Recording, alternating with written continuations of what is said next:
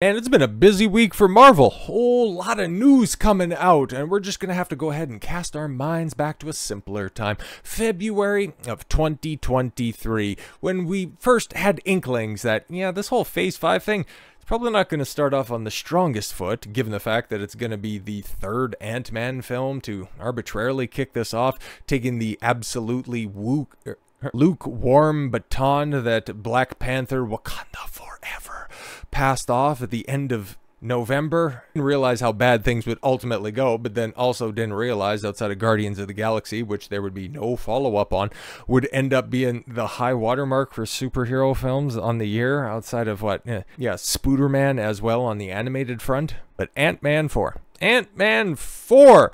Rumors of that, well, I think they've been basically quashed because we also heard something about Shang-Chi 2 also getting indefinitely shelved alongside the Eternals 2 and a third Captain Marvel film. Yeah, I wouldn't hold my breath on that, but when it comes to an Ant-Man 4, probably not likely. And we know somebody who's not going to be involved with this at all, and it would be Michael Douglas, Hank Pym, as it were, the guy who developed, well, obviously the Pym particle, that's the naming of it, but then also created the Ant-Man suit. And Ant-Man, as it stands right now, besides, Doctor Strange, whatever they're doing with the Hulk, is probably the most recognizable face of the current line of Avengers that they have. Definitely the guy most responsible for, the survival of humanity, reversing the snap. He's pretty important to stuff, okay? And Paul Rudd, alongside Benedict Cumberbatch, probably the biggest actor associated with the franchise. The fact that you can't continue on with a mini franchise beside that kind of speaks to the overall health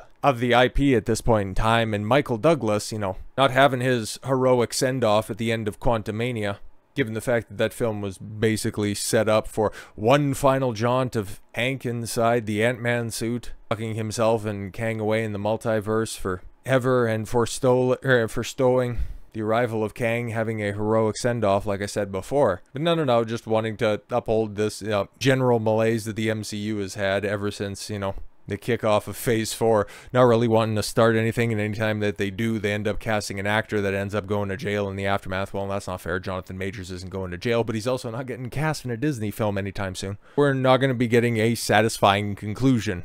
One of the most integral figures in the current Disney Marvel canon. You're going to end up having to hicks him, like what happened to the character between Aliens and Alien 3. He's just going to have to, he just ended up going to jail and taking a rap for Cassie or something like that.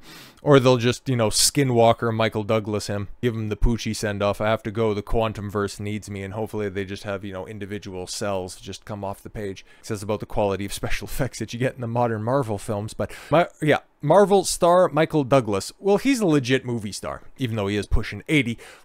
He will not return for a potential Ant-Man 4. I don't think I'm gonna show up. Whether because he saw a dwindling quality of the overall MCU or because he simply found himself wanting to move on from the role of the original Micro-Avenger Hank Pym actor, Michael Douglas has hinted that he will be absent from any potential fourth entry in the Ant-Man film series.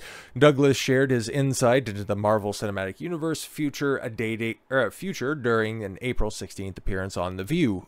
Per a recap of his appearance provided by Entertainment Weekly, amidst a discussion of his current starring role as the titular founding father in Apple TV's Franklin, the actor was pressed by show co-host Alyssa Farah Griffin and one of those kvetching hens about the past comment, as he's given the Hollywood Reporter in 2023 on the red carpet of Quantumania. The way that Mahler's excellent breakdown of Quantumania started was, Michael Douglas, Catherine Zeta-Jones on the red carpet. When asked about, so what do you think about coming back and doing a fourth film? He would only come back to the fourth Ant-Man film as long as I could die. Yeah, and by the end of that, that's kind of what the audience was thinking. But now he's upgraded. He is upgraded from coming back only if his character could die, a la Harrison Ford and Han Solo. Now just simply, I ain't gonna be coming back at all, okay?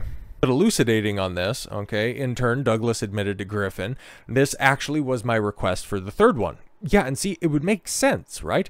I said I'd like to have a serious death with all these great special effects. There's got to be some fantastic way where I can shrink to an ant size and explode, whatever it is.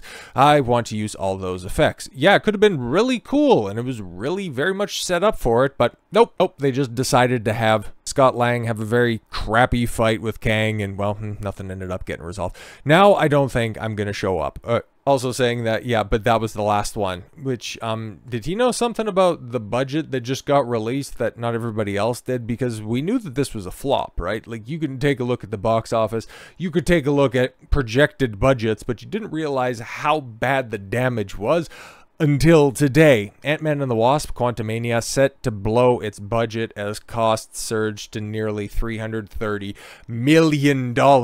That's just production. That doesn't factor in marketing. Ladies and gentlemen, normal movie math would suggest a 2, or specifically for these big budget tentpole films, 3 times the budget. Forget about breaking even. Let's just talk about trying to keep this under a $500 million loss. Disney has revealed that it expected last year's Marvel superhero movie Ant-Man and the Wasp and Quantumania to end up over budget after it spent $131.9 million on post-production in 2022. All of those reshoots, those legendary Marvel reshoots, totaling what, 40% of the budget? That's crazy, man.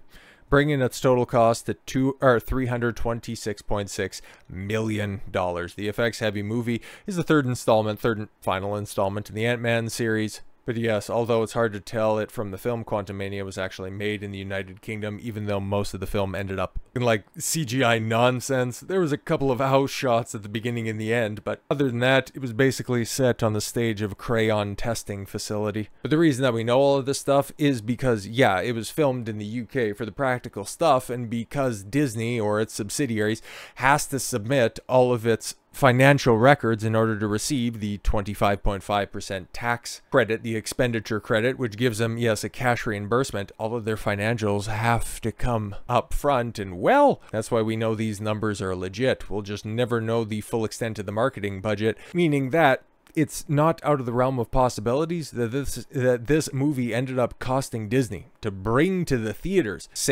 $700 million, and then you factor in how much it ended up making at the theaters.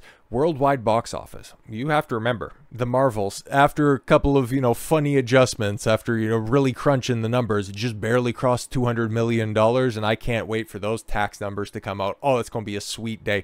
$463 million, $214 million domestically, meaning that they got the take home on that one at a half, so they got $107 million for that, and then the international box office, depending on where everything breaks down from there, anywhere between 40 and 25% from China. There are a couple of other international locations where they get, somewhere in between 25 and 40%, but Disney spent just about $750 million in order to end up making 200. This thing lost probably about as much as you see from the worldwide box office right there. $300 to $400 million. We're never going to know the full production budget because Disney can go ahead, or I'm sorry, the full marketing budget. Disney's going to keep those numbers in-house, but as long as we have the production budget, $330 million, 326.6 to be precise. This was the film everybody forgot last year. Some people will point to, well, I really liked Guardians of the Galaxy 3, and that gives me hope for Deadpool and Wolverine. Yeah, okay, fantastic. And those Marvels numbers come out. Ooh, that's going to be a fun day. And you can bet your ass I'm going to be covering